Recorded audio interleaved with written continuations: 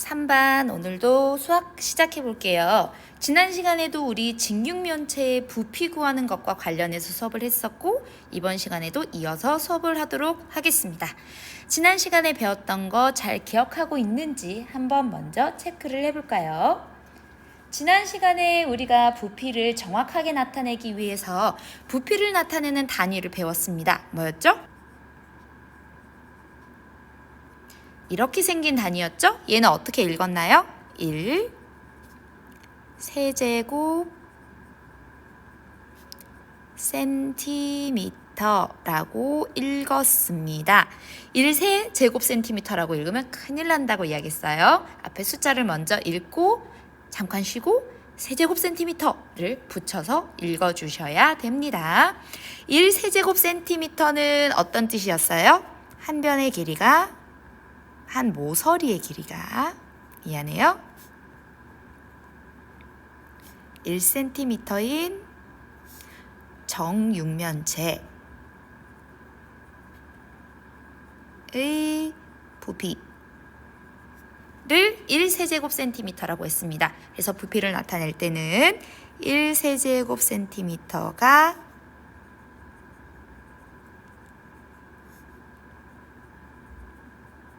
몇 개만큼 들어가는 공간인가?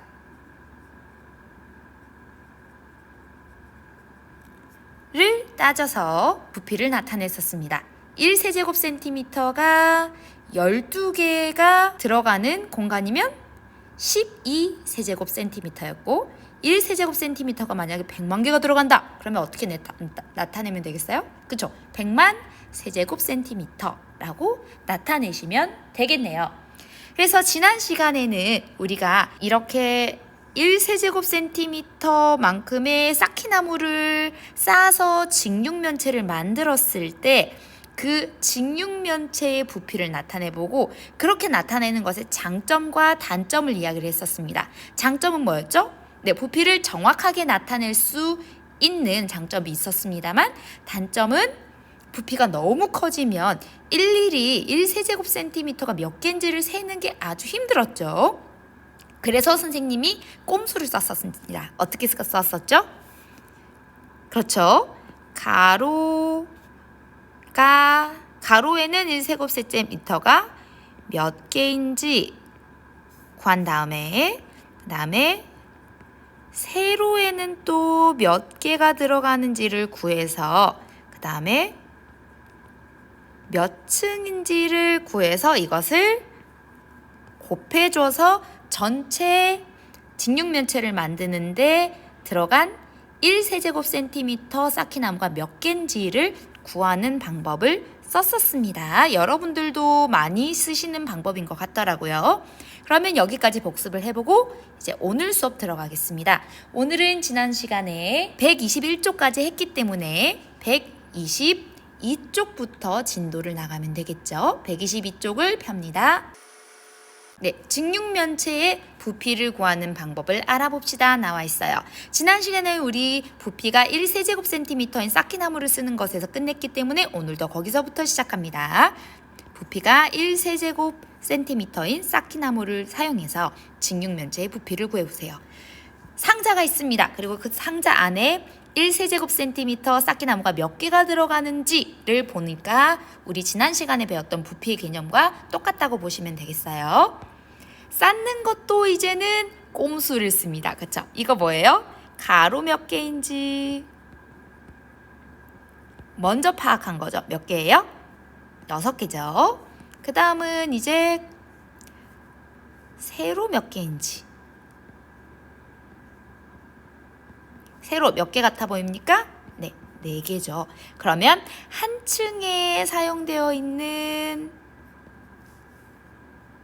쌓기나무는 몇 개예요? 6개씩 4줄이니까 24개가 되겠네요. 그 다음에는 이제 층을 올렸습니다. 층을 몇 층을 올렸나요? 5층을 올렸죠. 그러면 한 층에 24개인데 그게 5층이 됐기 때문에 120개의 쌓기나무가 필요했다는 것을 바로 구할 수가 있습니다. 쌓기나무는 120개가 필요했습니다. 그런데 한 개당 1세제곱센티미터이기 때문에 120개가 들어가면 어떻게 나타낼 수 있어요?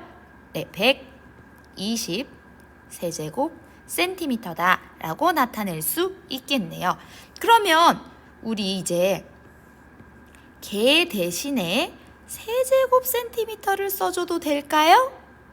그럴 것 같죠? 그렇다면 우리 부피를 구하는 방법 한번 생각해 보겠습니다. 한 개를 1세제곱센티미터로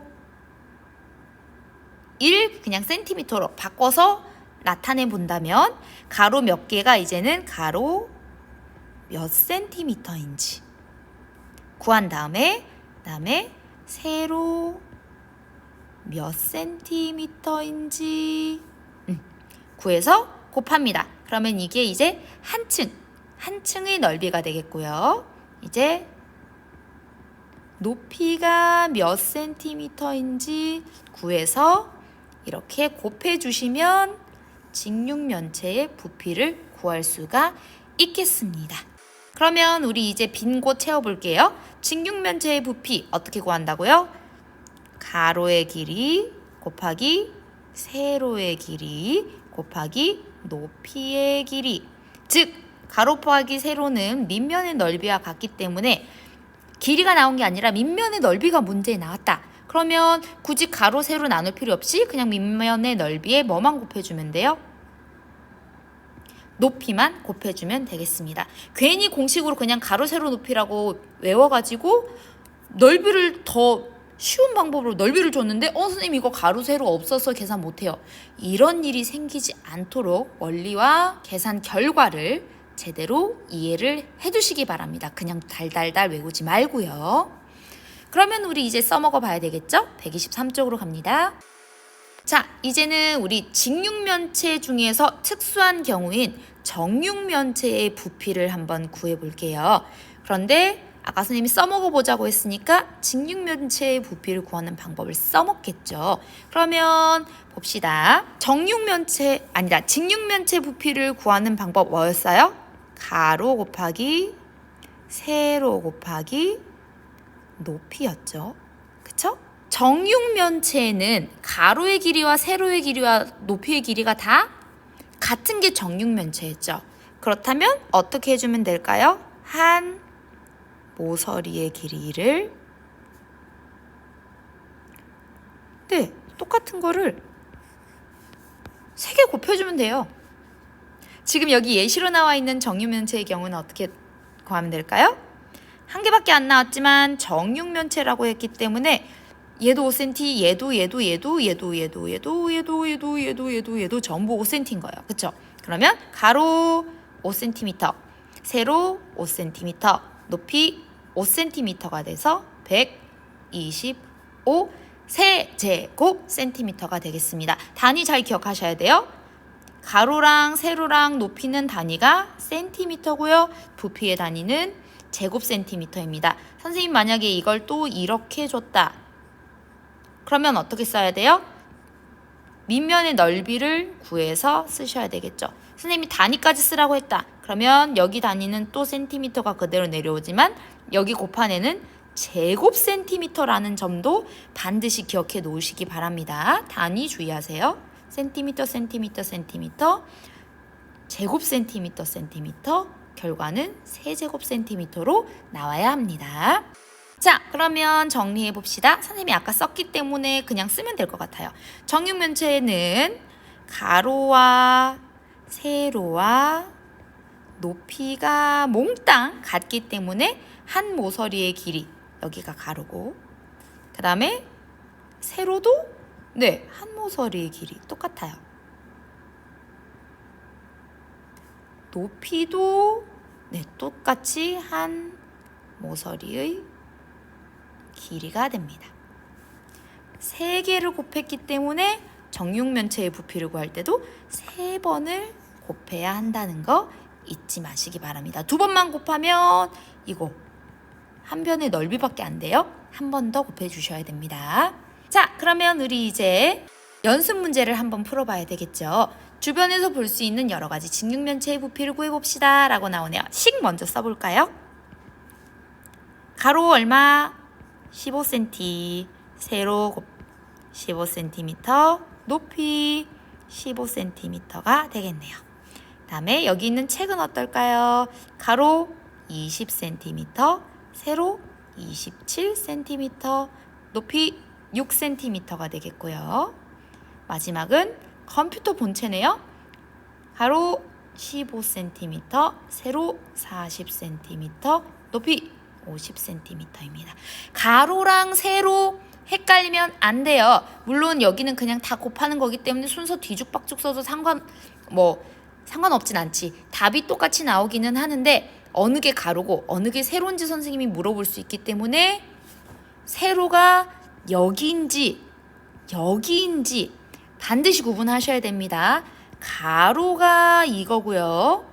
세로가 이겁니다. 높이를 구분 못하는 사람은 없을 테니까. 그러면 우리 이제 답 써봐야 되겠죠? 선생님이 시계는 단위를 안 썼습니다만 답은 반드시 단위를 써줘야 되죠. 우리 단위 뭐라고 배웠어요? 세제곱 센티미터까지 써주셔야지 정답이라는 거 잊지 마시고요. 15 곱하기 15 곱하기 15 해볼까요?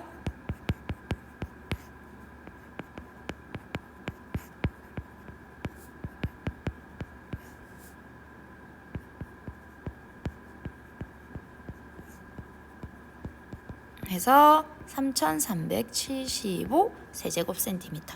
와, 선생님 15길이라서 단위가 작아서 답이 큰 수가 안 나올 줄 알았는데 자리수가 굉장히 커지네요. 곱셈이라서 그래요. 그래서 이렇게 상당히 복잡한 곱셈 계산이 나올 수 있기 때문에 집중해서 잘 푸셔야지 계산 실수가 나오지 않습니다. 두 번째 거는 0이 하나 있는 거라 더 쉬울 것 같아요. 해볼까요?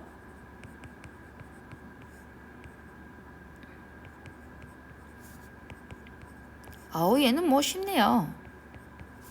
답을 쓸 때는 반드시 뒤에 단위 쓰시는 거 잊지 마시고. 선생님 이렇게 답 다 계산해 버리시는 거 너무 싫어요. 저도 계산하고 싶어요 하시는 분은 중단하시고 답을 먼저 쓰신 다음에 여러분들이 답을 먼저 쓰신 다음에 선생님 동영상 틀어서 다시 확인해 보시면 되겠죠. 여기 같은 경우에는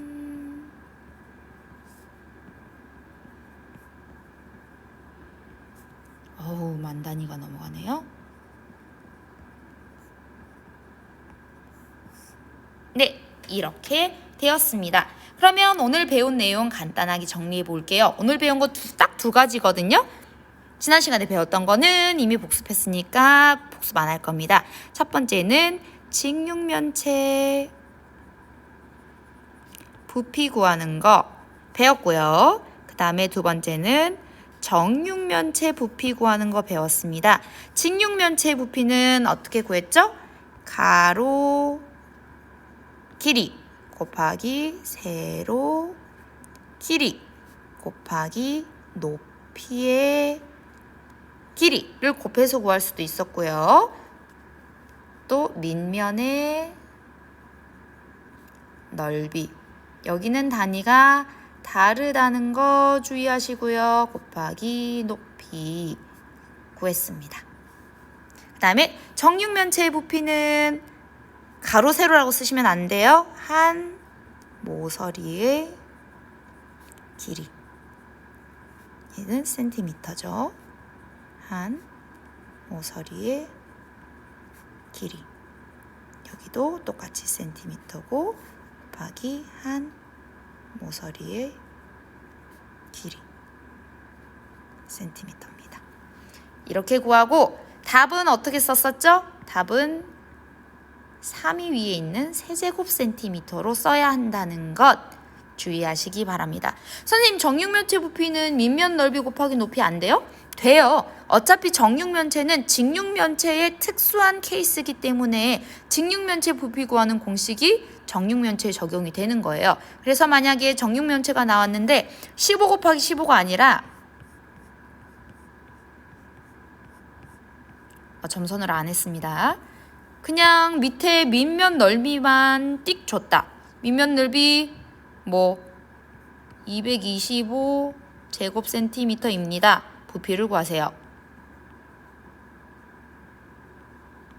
이렇게 문제를 선생님이 낼 수도 있다는 거죠. 그러면 똑같은 수 두 개를 뭘 곱하면 225가 나오는지 여러분들이 파악을 하시고 15다. 그러면 높이가 15겠구나. 그럼 15를 한 번 더 곱해야지 해서 부피를 구하셔야 된다는 겁니다. 그래서 선생님이 이렇게 밑면 넓이를 띡 줘도 여러분들이 정육면체의 부피를 직육면체의 부피 구하는 공식에서 가져와서 풀이를 하실 수가 있습니다. 오늘 수업 여기까지 정리했고요. 그 다음에 수학 익힘 책은 오늘 80쪽부터 83쪽까지 다 푸신 다음에 채점하셔서 사진 찍어서 올리시기 바랍니다. 오늘은 한 사람당 적어도 사진이 2장이 올라와야 되겠네요. 수고하셨고요. 다음 시간에 보겠습니다.